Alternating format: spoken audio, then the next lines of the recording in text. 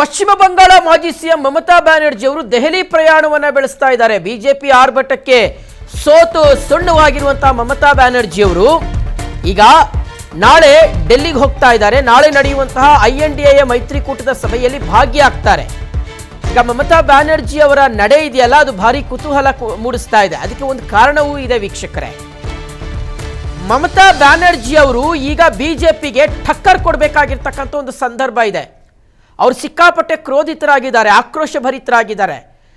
ಆ ಒಂದು ಸೇಡನ್ನು ತೀರಿಸ್ಕೊಳ್ಬೇಕು ಅಂದ್ರೆ ಅದು ಡೆಲ್ಲಿಯಲ್ಲೇ ಆಗಬೇಕು. ಹೀಗಾಗಿ ಅವ್ರು ಏನು ಮಾಡಬೇಕು ಅನ್ಕೊಂಡಿದ್ರೆ ಅದರ ಮುಂದಿನ ಆಲೋಚನೆ ತಮ್ಮ ಪಕ್ಷದ ಓರ್ವ ಸಂಸದನ ರಾಜೀನಾಮೆಯನ್ನು ಪಡ್ಕೊಂಡು ಆ ಸಂಸತ್ ಸ್ಥಾನದಲ್ಲಿ ಬೈ ಎಲೆಕ್ಷನ್ ಬರೋ ರೀತಿಯಲ್ಲಿ ಮಾಡಿ, ಆ ಕ್ಷೇತ್ರದಿಂದ ಮಮತಾ ಬ್ಯಾನರ್ಜಿ ಅವರು ಕಂಟೆಸ್ಟ್ ಮಾಡಿ, ಆ ಮೂಲಕ ಡೆಲ್ಲಿಗೆ ಹೋಗಿ ಪಾರ್ಲಿಮೆಂಟಲ್ಲಿ ಕೂತ್ಕೊಂಡು ಇದೇ ನರೇಂದ್ರ ಮೋದಿ ಅವರ ವಿರುದ್ಧ ಹೋರಾಟವನ್ನು ರೂಪಿಸಬೇಕು ಅನ್ನುವ ಲೆಕ್ಕಾಚಾರದಲ್ಲಿದ್ದಾರೆ ಅನ್ನುವ ರೀತಿಯಾದಂತಹ ಮಾಹಿತಿ ಇದೆ. ಸೊ ಹಾಗಾಗಿಯೇ ಮಮತಾ ಬ್ಯಾನರ್ಜಿ ಅವರಿಗೆ ಇದೊಂದು ಅವಕಾಶ. ಈ ಅವಕಾಶವನ್ನು ಯಾವ ರೀತಿಗೆ ಬಳಸ್ಕೊಳ್ತಾರೆ ಅನ್ನೋದು ಖಂಡಿತವಾಗ್ಲೂ ಸಹ ಗೊತ್ತಾಗ್ತಾ ಇಲ್ಲ. ಈತನ್ಮಧ್ಯೆ ಮಮತಾ ಬ್ಯಾನರ್ಜಿ ಅವರು ರಾಜಕೀಯವಾಗಿಯೇ ತಮ್ಮ ಅಸ್ತಿತ್ವವನ್ನು ಕಳೆದುಕೊಳ್ಳುವಂತಹ ಒಂದು ಭೀತಿಯನ್ನು ಎದುರಿಸ್ತಾ ಇದ್ದಾರೆ. ಬಿಕಾಸ್ ಅವರದ್ದೇ ಪಕ್ಷದಲ್ಲಿ ನಡೀತಾ ಇರ್ತಕ್ಕಂಥ ಬೆಳವಣಿಗೆಗಳು, ಆಲ್ಮೋಸ್ಟ್ ಪಕ್ಷದ 60ಕ್ಕೂ ಹೆಚ್ಚು ಶಾಸಕರು ಮಮತಾ ಬ್ಯಾನರ್ಜಿ ಅವರಿಂದ ದೂರ ಹೋಗಿದ್ದಾರೆ. ಪಕ್ಷದ ಚಿಹ್ನೆ ಮತ್ತು ಪಕ್ಷ ಮಮತಾ ಬ್ಯಾನರ್ಜಿ ಅವರಿಂದ ಜಾರಿ ಬೀಳುವಂತಹ ಎಲ್ಲ ಲಕ್ಷಣಗಳು ಸಹ ಕಾಣಿಸ್ತಾ ಇದೆ. ಈತನ್ಮಧ್ಯೆ ಮಮತಾ ಬ್ಯಾನರ್ಜಿ ಅವರು INDA ಮೈತ್ರಿಕೂಟದಲ್ಲಿ ನಾಳೆ ಭಾಗಿಯಾಗೋದರ ಮೂಲಕ ಎಲ್ಲ ಒಂದು ಕಡೆ ಮತ್ತೆ ತಮ್ಮ ಒಂದು ಪಾರುಪತ್ಯವನ್ನ ಪುನರ್ಸ್ಥಾಪನೆ ಮಾಡಿಕೊಳ್ಳುವ ಪ್ರಯತ್ನದಲ್ಲಿ ಇದ್ದಾರೆ. ಆದರೆ ಅದರಲ್ಲಿ ಎಷ್ಟು ಮಟ್ಟಿಗೆ ಸಕ್ಸಸ್ ಆಗ್ತಾರೆ ಅನ್ನೋದು ಗೊತ್ತಿಲ್ಲ.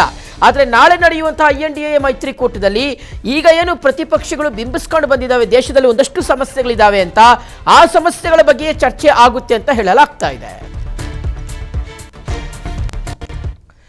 ನಾಳೆ ದೆಹಲಿಯಲ್ಲಿ ಇಂಡಿಯಾ ಮೈತ್ರಿಕೂಟದ ಮಹತ್ವದ ಸಭೆ ಇದೆ. ಆದರೆ ಈ ಒಂದು ಮೈತ್ರಿಕೂಟದ ಸಭೆಗೆ DMK ಪಕ್ಷ ಭಾಗವಹಿಸ್ತಾ ಇಲ್ಲ.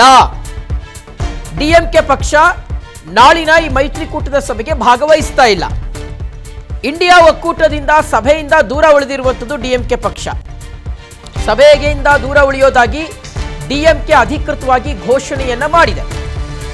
5 ಕಾಂಗ್ರೆಸ್ನ ಶಾಸಕರು TVK ಪಕ್ಷಕ್ಕೆ ಬೆಂಬಲವನ್ನ ಕೊಟ್ಟಿದ್ದ ನಂತರ ತಮ್ಮ ವಿರುದ್ಧವಾಗಿ DMK ಹೇಳಿದ್ರೂ ಕೂಡ ಕಾಂಗ್ರೆಸ್ DMK ಮಾತನ್ನ ಧಿಕ್ಕರಿಸಿ TVK ಜೊತೆಗೆ ಹೋಯಿತು. ಇದು DMKಯನ್ನ ಕೆರಳಿಸಿ ಕೆಂಡವಾಗಿಸಿದೆ. ಸೊ ಹೀಗಾಗಿಯೇ ಬಹಳ ಕ್ಲಿಯರ್ ಕಟ್ ಆಗಿ ಅವರು ಯಾವತ್ತು ಕಾಂಗ್ರೆಸ್ 5 ಶಾಸಕರನ್ನ ತಗೊಂಡು TVKಗೆ ಸಪೋರ್ಟ್ ಅನ್ನ ಕೊಟ್ಟರು, ಆವತ್ತೇ DMK ಅವರು ಲೋಕಸಭೆ ಸ್ಪೀಕರ್ಗೆ ಲೆಟರ್ ಬರೆದುಬಿಟ್ರು, ನಾವಿನ್ ಮುಂದೆ ಕಾಂಗ್ರೆಸ್ ಅವ್ರ ಪಕ್ಕದಲ್ಲಿ ಕುತ್ಕೊಳ್ಳಲ್ಲ, ನಮಗೆ ಪ್ರತ್ಯೇಕವಾಗಿರ್ತಕ್ಕಂಥ ಆಸನದ ವ್ಯವಸ್ಥೆ ಮಾಡಿ ಪಾರ್ಲಿಮೆಂಟಲ್ಲಿ ಅಂತ. ಅದಕ್ಕೆ ತಕ್ಕಂಗೆ ಸ್ಪೀಕರ್ ಸಹ ಒಂದಷ್ಟು ಕ್ರಮಗಳನ್ನು ಕೈಗೊಂಡಿದ್ದಾರೆ. ಈತನ್ಮಧ್ಯೆ INDA ಮೈತ್ರಿಕೂಟದಲ್ಲಿ ಮುಂದುವರಿತಾರೆ. ಬರೀ ಕಾಂಗ್ರೆಸ್ ಮಾತ್ರ ಇಲ್ಲ ಅಲ್ವಾ INDA ಮೈತ್ರಿಕೂಟದಲ್ಲಿ. ಆದರೆ Congress is one of the party and which is the largest party ಅನ್ನುವ ಲೆಕ್ಕಾಚಾರ. ಆದಾಗ್ಯೂ ಸಹ DMK ಪಕ್ಷ INDA ಮೈತ್ರಿಕೂಟದಿಂದ ಹೊರಬರಲಿಕ್ಕೆ ನಿರ್ಧಾರವನ್ನ ಮಾಡಿದೆ ಅಂತ. ಇದು ಸೆಕೆಂಡ್ ಟೈಮ್ ವೀಕ್ಷಕರೇ, ಇತಿಹಾಸದಲ್ಲಿ ನೀವು ಸುಮಾರು 50ರಿಂದ 53 ವರ್ಷ ಕಾಂಗ್ರೆಸ್ ಮತ್ತು DMK ಪಕ್ಷ ಜಂಟಿಯಾಗಿ ರಾಜಕಾರಣವನ್ನ ಮಾಡ್ಕೊಂಡು ಬಂದಿದೆ ಈ ದೇಶದಲ್ಲಿ. ಈ 53 ವರ್ಷಗಳ ಇತಿಹಾಸದಲ್ಲಿ ಇದು 2ನೇ ಸಲ ಕಾಂಗ್ರೆಸ್ನಿಂದ DMK ದೂರ ಆಗ್ತಾ ಇರೋದು. ಸೊ ಹಾಗಾಗಿ ಇದು ಎಲ್ಲೋ ಒಂದು ಕಡೆಗೆ ಕಾಂಗ್ರೆಸ್ಗೆ ಯಾವ ರೀತಿಗೆ ಪರಿಣಾಮ ಬೀರ್ಬೋದು ತಮಿಳುನಾಡಿನಲ್ಲಿ ಅನ್ನೋದನ್ನ ಕಾದು ನೋಡಬೇಕಾಗಿದೆ.